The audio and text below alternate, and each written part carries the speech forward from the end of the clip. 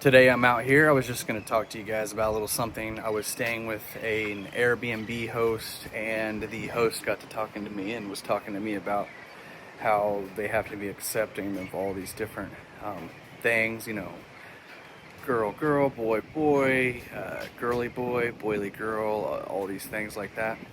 And I got to talking to them about that and just told that's simply not true. Like, you can love everybody without telling them that you agree with them, that you're okay with that. You can still say you do not agree with somebody, but you still love them, you still care about them, but you don't have to agree. What I'm saying is you can accept the person, but not accept the sin.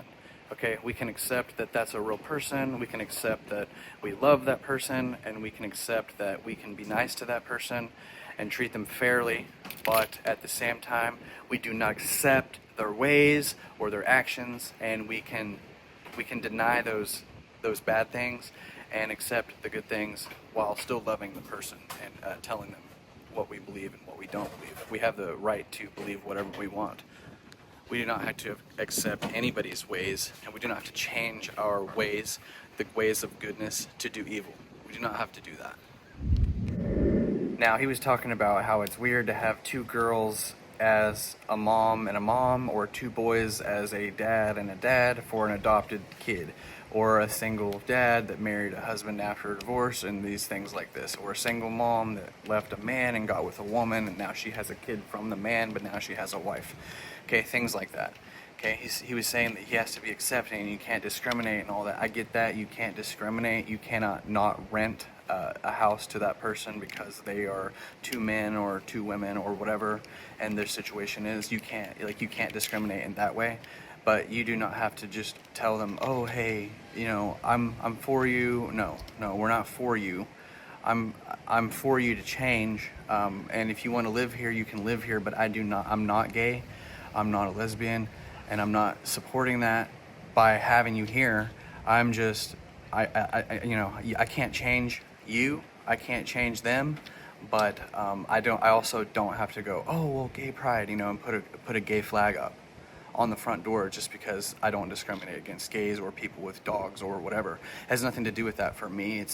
It's if you are that, I'm going to love you, but I'm not going to participate in your actions. I'm not going to lift you up in false spirit and false truth. I'm not going to lift you up and tell you the Lord is, whatever you're looking for. You're not going to get it from me, but I do love you.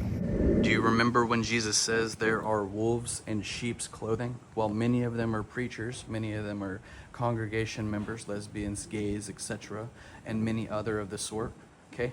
Many of them are sitting right next to you in church, and we do not have to accept those bad behaviors. They should be talked down on, frowned upon. They should be pulled out of the darkness, shown into the light, shown what they truly are, and people should be talking more about it.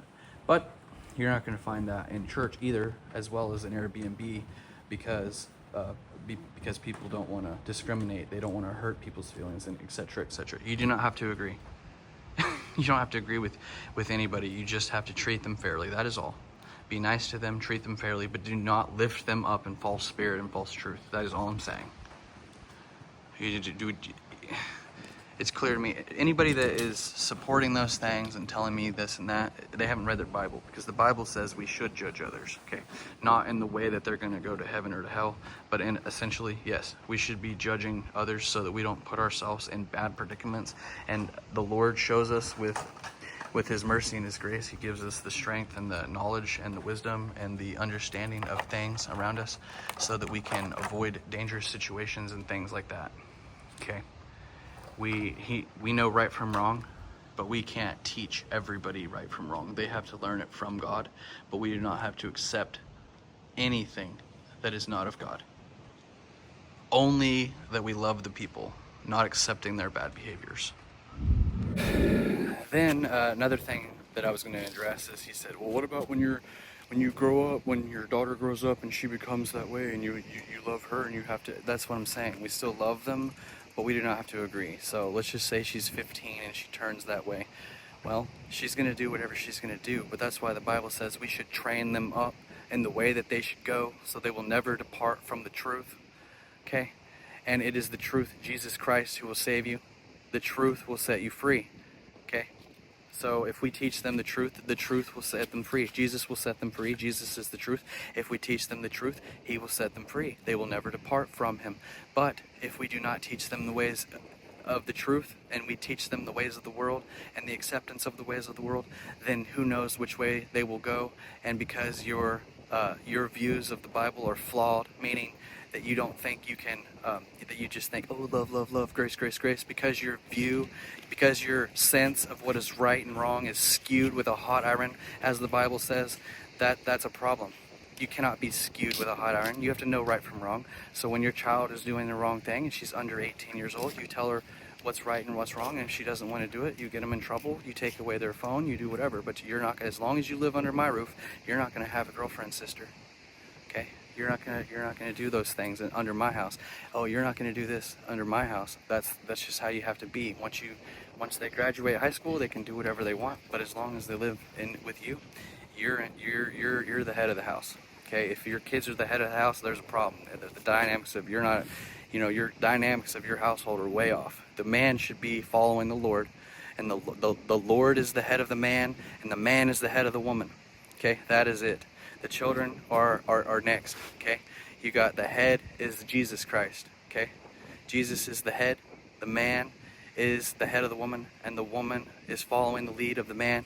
The man should be submitting himself, therefore, to God, and the woman should submit herself to the man, okay? That's the dynamics. The children come, it's a blessing. That's just something that comes with the dynamics of the Lord doing it his way, okay? But once you have those children, you train them up in the way they should go, and you love your children, but you do not have to agree with them. End of story.